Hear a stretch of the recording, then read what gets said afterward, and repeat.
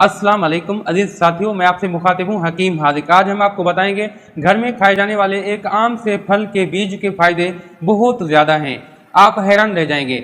सबसे पहले हमारी वो माएँ और बहनें जिनका कलर डार्क होने हो रहा है, डिम हो रहा है उनका कलर, तो अगर वो इसके मास्क लगा लें, इसके बीज को का बारीक पाउडर बनाकर उसका मास्क तैयार करें, चाहे पानी से करें, अगर खालिश शहद है तो उसके साथ कर लें तो और ही ज़्यादा बेहतर हो जाता है।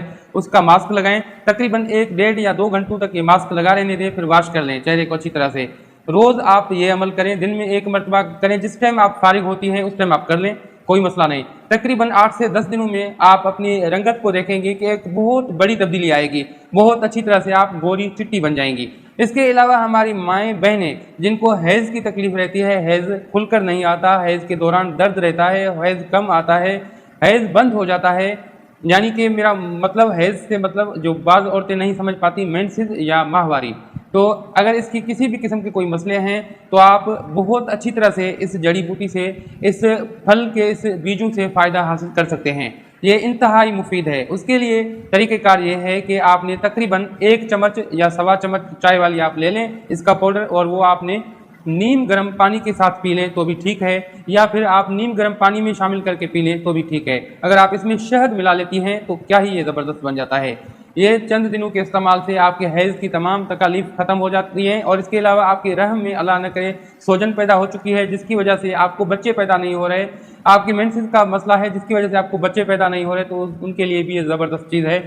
आपके मेंसेस के तमाम तर मसाइल हल हो जाते हैं। इसके अलावा छोटे बच्चे हों, बड़े हों, और औरतें हों या मर्द हों, अगर उन्हें तकलीफ़ है पेशाब की, यूरिनरी ट्रैक इन्फेक्शन है, या उनके पेशाब के रास्ते में पथरियाँ हैं या रेत है, तो वो इसको अच्छी तरह से आप जैसा कि सरदाई घोटते हैं इस तरह से घोट के इसकी एक ठंडाई बनाएं। तकरीबन इसमें आपने 1.25 से 1.5 चम्मच डाल देना है, और इसमें भी आपने शहद का इस्तेमाल करना है। अगर बेहतर है शहद हो तो बेहतर है। तो नॉर्मल ठंडे पानी में, बहुत ज़्यादा यक ठंडा नहीं होना चाहिए, नॉर्मल ठंडे पानी में ये बनाकर 1 गिलास आपने सुबह को, दोपहर को, शाम को पीना है।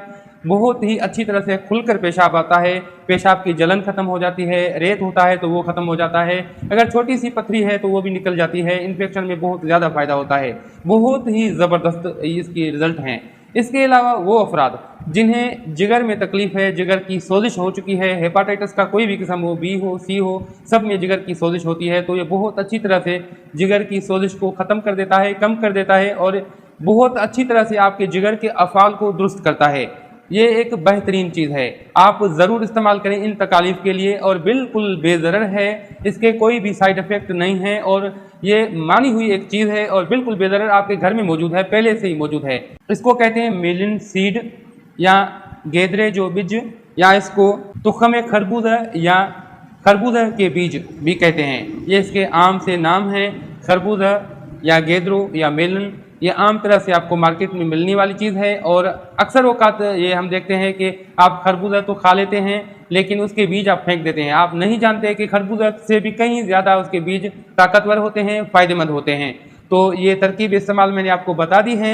आपने अब ये खरबूजा के बीज ज़ाया नहीं करने, आपने खुश्क कर लेने हैं, और खुश्क करने के बाद इनका बारीक सफ़ूफ बना लेना है। जिस भी तरीके से आप अप्लाई करना चाहें, इसकी मिकदार खुराक जो है वो 5 से 7 ग्राम या ज़्यादा से ज़्यादा 10 ग्राम तक भी हो सकती है।